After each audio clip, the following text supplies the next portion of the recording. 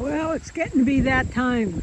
Because of the drought we've had, the corn is very dry, so I wouldn't be surprised if they start taking it down in our area soon. As you can see, this field is almost completely brown. Well, good morning, my self-reliant peeps. It's not quite the end of July, it's not quite the end of September yet. However, I'm going back in there to look for the drone. As you can see, it's pretty dry. So my hope is it fell through, or I'll be able to spot the black up against the brownish foliage.